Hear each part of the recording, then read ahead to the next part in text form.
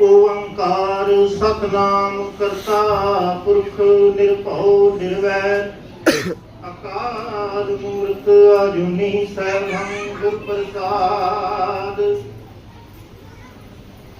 संगत जी,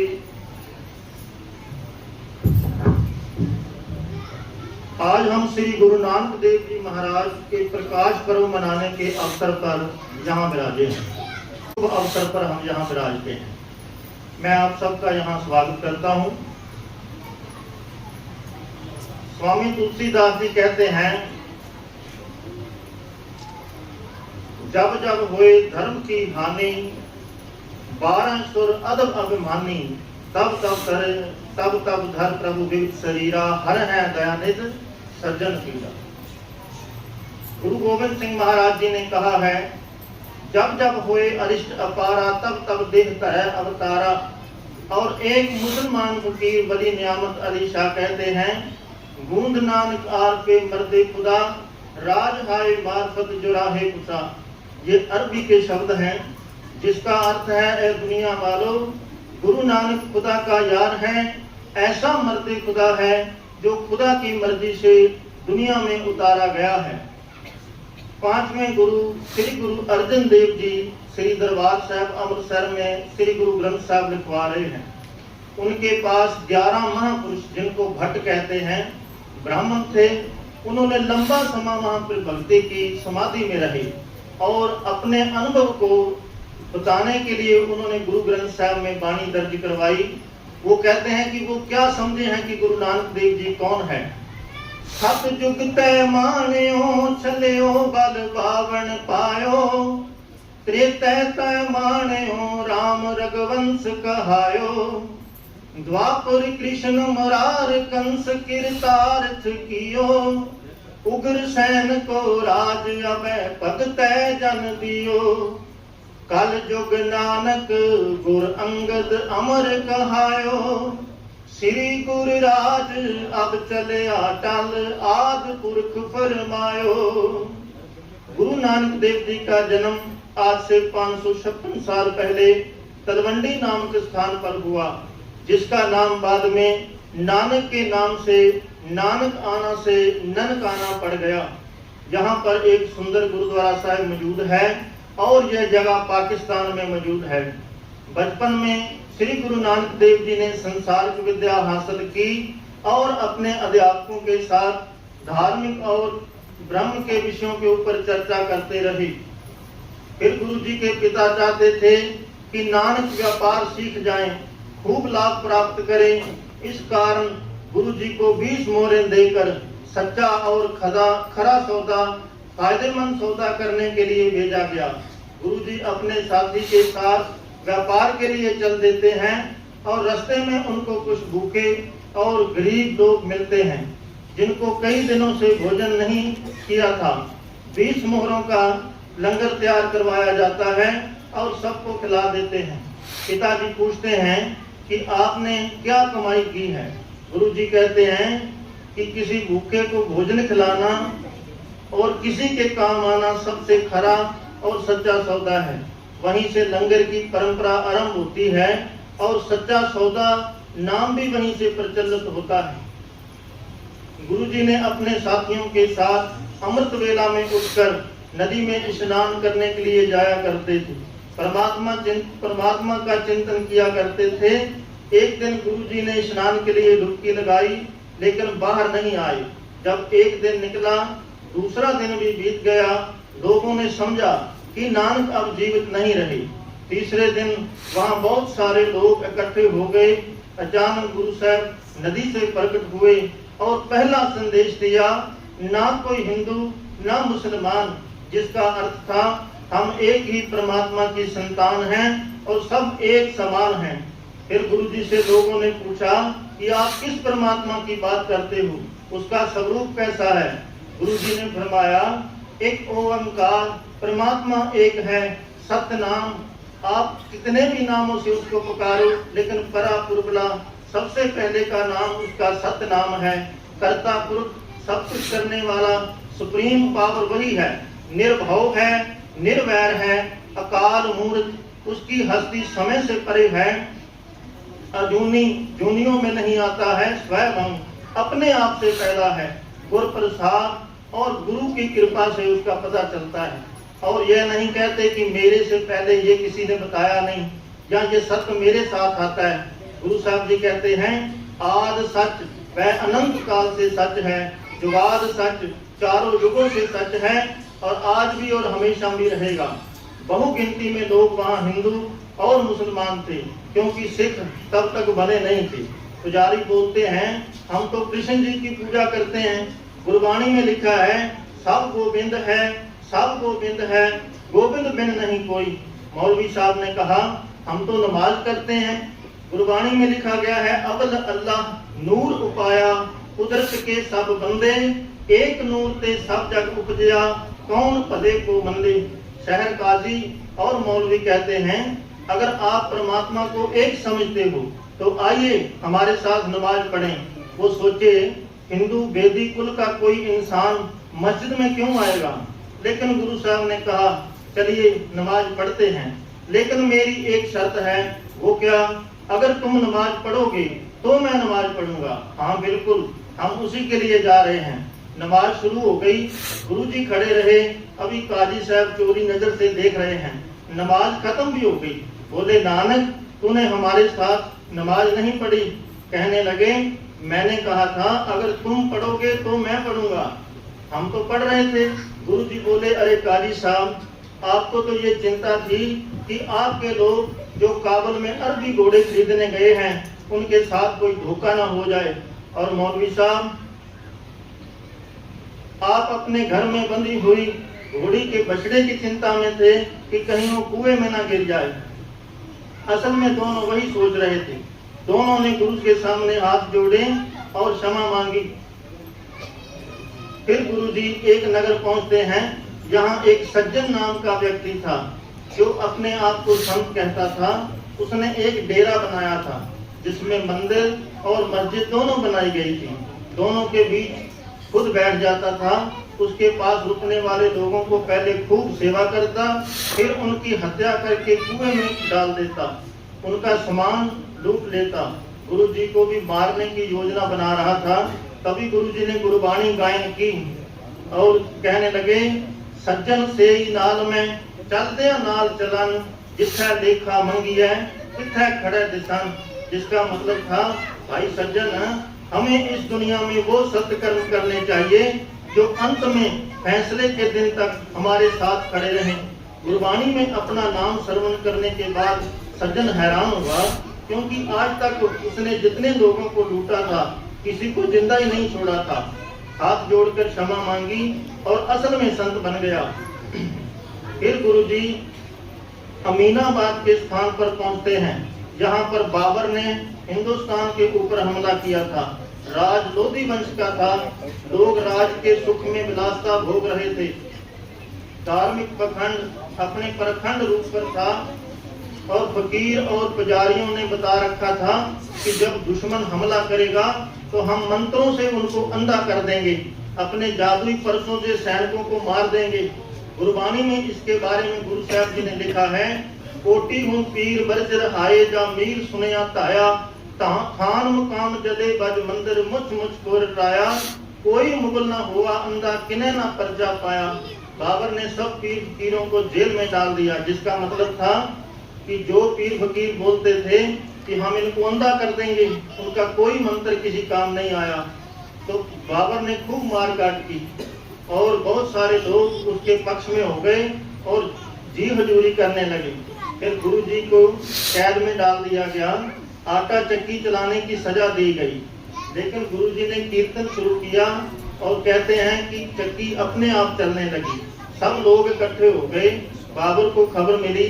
चमत्कार देखकर गुरु जी के सामने पहुंचा। गुरु जी ने कहा, तेरा नाम बाबर नहीं जाबर है, तूने आम लोगों को पर अत्याचार किया है। बाबर ने हाथ जोड़े और उनको आजाद करना चाहा। गुरु जी ने सबको रिहा करने की शर्त रखी और फिर बाहर गए। इसके बाद में वह इस्लाम के स्थान पर पहुंचते हैं। देखिए, यहाँ हर धर्म की बात होती है, लेकिन गुरु साहब जी के किसी धर्म का निरादर नहीं करते। जो हम लोगों के बीच में कमियां हैं उसको उजागर करते करते हुए बोलते हैं फिर लंबी यात्रा के बाद वहां अपने साथियों के साथ आराम करने लगे। एक हाजी बहुत गुस्से में गुरुजी के पैरों को पकड़ के कहता है, काफिर खुदा के घर की तरफ पैर करके सो रहा है। जवाब मिलता है, जहाँ खुदा का घर नहीं, मेरे पैर वहीं कर दो। हाजी बहुत गुस्से से पैरों को घुमाता है, लेकिन उसको हर तरफ खुदा का घर नजर आता है। बिल्कुल शांत हो गया, हाथ जोड़कर गुरुजी से पूछता है, ऐ हिंद के पीर, ये क्या माजरा है? गुरुजी कहते हैं, यही तो मैं सबको बताना चाहता हूँ कि ऐसी कोई जगह नहीं है जहाँ खुदा का घर ना हो। यह करामात देख के बहुत सारे हाजी गुरुजी के पास इकट्ठे हो गए, विचार कर चर्चा करने लगे। उनसे प्रश्न किया जाता है, कुशन गल ईमान दी, काजी मुल्ला इकट्ठे हुए, आप हिंद के पीर हैं, उस धर्म के बारे में बताएं और यह बताएं, कुशन खोल किताब नो, हिंदू वड्डा के मुसलमान नोई। ये आज ही नहीं है कि धर्मों की लड़ाई है, उस समय भी थी। कहते हैं, ये बताइए कि हिंदू बड़ा या मुसलमान? तो गुरु नानक देव जी ने जो जवाब दिया, तो कहते हैं, बाबा आखे हाजियां शुभ अमला बाजो दोनों रोई। कहते हैं कि ना हिंदू बुरा ना मुसलमान, अगर दोनों ने अपने धर्म के अनुसार कर्म नहीं किए तो अंत में दोनों को रुसवा होकर इस जहां से जाना पड़ेगा। हाजी कहते हैं कि ये बताइए, कौन सा धर्म सबसे अच्छा धर्म है? गुरु साहब जी ने फरमाया, सर्व धर्म में श्रेष्ठ धर्म, हर को नाम जप निर्मल कर्म। सर्व धर्मों से अच्छा धर्म परमात्मा को याद रखना और शुभ कर्म करने। आगे एक वीडियो है जो बिहार टूरिज्म ने बनाई थी, थोड़ा सा उसके बारे में देखेंगे। ये गुरु साहब जी की 3 शिक्षाएं हैं, जिसमें पहली गुरु साहब ने शिक्षा दी है, किर्त करो। हर इंसान को अपने हिस्से का काम पूरी ईमानदारी और जिम्मेदारी से करना चाहिए। असल में बहुत सारी मुश्किलें तब हल हो जाती हैं जब हर कोई अपना काम करना शुरू कर दे। सच्चाई और ईमानदारी वाली किर्त, परमात्मा के हुक्म को मानते हुए जीवन गुजारना। दूसरा गुरु साहब जी ने बख्शिश दी है, कहते हैं, नाम जपो। पहले किर्त है, नाम जपना बाद में। सब कुछ छोड़ के परमात्मा को जपने के लिए गुरु साहब ने नहीं कहा। कहते हैं, सिमरन में जीवन गुजारें, एकता बनाए रखें और अपने इष्ट की भक्ति करें। किर्त करने से आपके पास धन दौलत आएगी, नाम जपने से सुख समृद्धि आएगी। फिर तीसरा हुक्म जो गुरु साहब जी ने हम सबको दिया, वो कहते हैं कि वंड छको। इसका अर्थ है कि सब्र और संतोष को ग्रहण करते हुए अपनी नेक कमाई से कुछ हिस्सा परमात्मा या अपने इष्ट के नाम से या लोगों के भला के लिए, जैसे लंगर में या कहीं भी सेवा में डालना। गुरु साहब जी ने इसके लिए प्रेरित किया और खुद भी वही करते रहे। ऐसा क्यों करना है? क्योंकि हम सब उसी परमात्मा की संतान हैं। फिर गुरु साहब जी अगली यात्रा के लिए निकल जाते हैं। फिर जगन्नाथपुरी के मंदिर में पहुंचते हैं। वहां पर भी धार्मिक पुजारी चर्चा करते हैं। कहते हैं कि आप जगन्नाथ जी की आरती करेंगे, तो क्या आप जगन्नाथ जी को मानते हैं? उन्होंने सुन रखा था कि बाबा जी कहाँ कहाँ गए हैं। गुरु जी कहते हैं, जगत का नाथ, जगन्नाथ मतलब जगत का नाथ। जगत का नाथ बहुत बड़ा है और उसकी आरती भी बहुत बड़ी हो रही है। कैसे? कहते हैं, चलिए मैं दिखाता हूँ। सबको मंदिर के प्रांगण में लेके जाते हैं, सब आंखें बंद करते हैं। गुरु जी ने सबको दिखाया कि ये गगन एक थाल है, सूरज और चंद्र दीपक हैं और ये तारिका मंडल थाल में मोती के समान है। वनस्पति की चंदन सुगंध पूजन सामग्री है और पवन चवर कर रही है। गुरु साहब जी गुरबाणी में फरमाते हैं, गगन में थाल रव चंद दीपक बने, तारिका मंडल जनक मोती, धूप मलयान लोग पवन चवरो करे, सकल बन राय कुदंत ज्योति। कैसी आरती होए पग खंडना तेरी आरती, अनहत्ता शब्द वजन पेरी। यात्राएं समाप्त करने के बाद गुरु साहब जी जीवन के 18 साल श्री करतारपुर साहब में कीर्त करो के सिद्धांत को दर्शाते हुए खेती करते हैं और सत्य के मार्ग का प्रचार करते हैं। उस समय पहले भारत सरकार ने इस रास्ते का निर्माण किया है। हमारी कोर का भी मोटो है, कर्म ही धर्म, और सेंटर का ईमानदारी, वफादारी, जिम्मेदारी और इज्जत अपने आप हो जाएगी। ये सब आपस में जुड़ा हुआ है। इसमें धर्म का अर्थ है कि जितनी शिद्दत के साथ आप धर्म निभाते हैं, उतनी ही शिद्दत के साथ कर्म भी करना। मैं दोबारा कहूंगा, जितनी शिद्दत के साथ कोई धर्म निभाता है उतनी शिद्दत के साथ कर्म करना। कैसे? श्री रामचंद्र जी का 14 साल का वनवास धर्म है। ईसा का सूली चढ़ जाना सबके लिए धर्म है। करबला के मैदान में हजरत इमाम हुसैन का परिवार सहित शहीद हो जाना धर्म है। मीरा का कृष्ण की याद में जहर का प्याला पीना धर्म है। गुरु तेग बहादुर जी का दिल्ली के चांदनी चौक में शहीद हो जाना धर्म है। गुरु गोविंद सिंह जी के 7 और 9 साल के बच्चों का जिंदा दीवार में चिनवा देना धर्म है। इसलिए कहते हैं कर्म ही धर्म, कि हम कभी अपने कर्म से पीछे ना हटें। तो गुरु नानक देव जी ने कर्म करने की शिक्षा दी। जब गुरु जी का अंतिम समय आया तब हिंदू और मुसलमान दोनों को, एक उनको गुरु कहते थे, दूसरे पीर कहते थे। तो हिंदुओं ने कहा कि हम गुरु जी की समाधि बनाएंगे, मुस्लिम कहने लगे कि हम उनकी कब्र बनाएंगे। जब उनकी देह से चादर हटाई गई तो नीचे फूल मिले, समाधि। तो गुरु साहब जी ने ये दर्शाया कि आप मुझे बांट नहीं सकते, लेकिन हमने चादर के 2 हिस्से किए, एक की समाधि बनाई और एक की कब्र बनाई। रात को रावी नदी में कहते हैं बाढ़ आ गई और कब्र भी बह गई और समाधि भी। लेकिन बहुत सदियों बाद सन 1947 में जहां गुरु नानक देव जी को बांटा गया था, वहां पर ही हमारे देश के भी 2 टुकड़े हो गए। गुरु नानक देव जी ने हम सबको अपना कर्म ईमानदारी, वफादारी और जिम्मेदारी से करने को कहा है। और अलग एक विचार भी है गुरु साहब जी का, आप धर्म इसलिए बनाया गया है कि हमारा जीवन आसान हो सके, इसमें खुशियां हो सकें। तो धर्म को गुरु साहब कहते हैं ऐसे नहीं मानना है कि आप और ज्यादा टेंशन में आ जाएं। तो यहीं पे हम समाप्ति करते हैं। अभी आनंद साहब जी का पाठ किया जाएगा, उसके बाद अरदास है।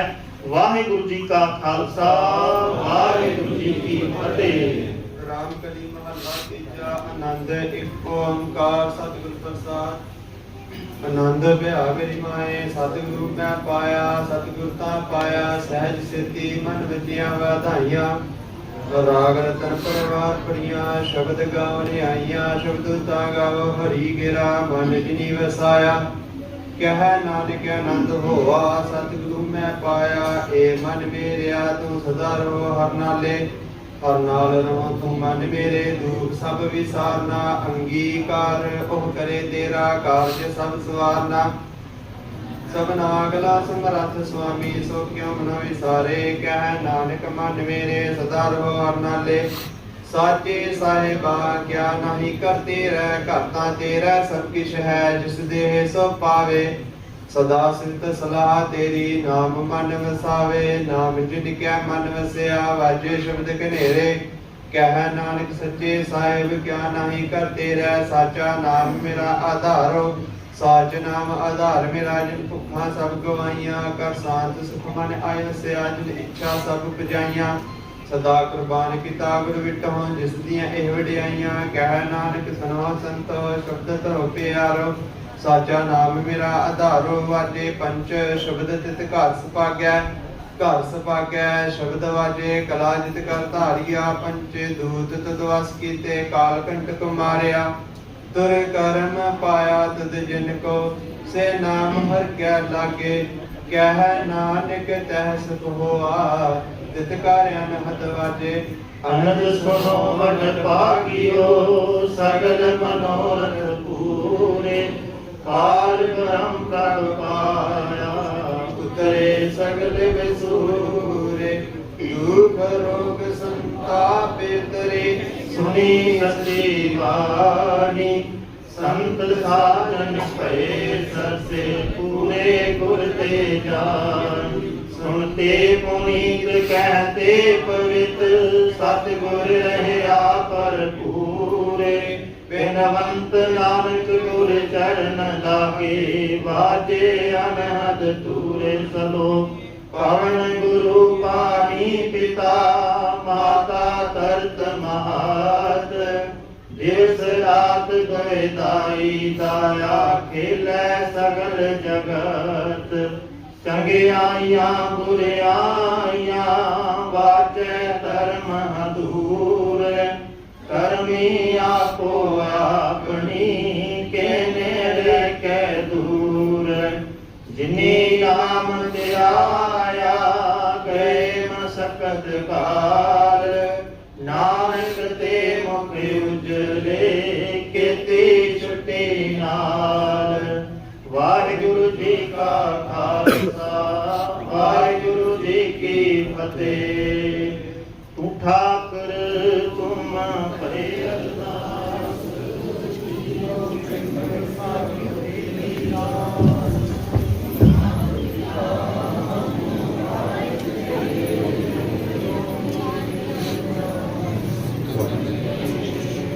कोई न जाने तुमरा अंत ऊंचे से ऊंचा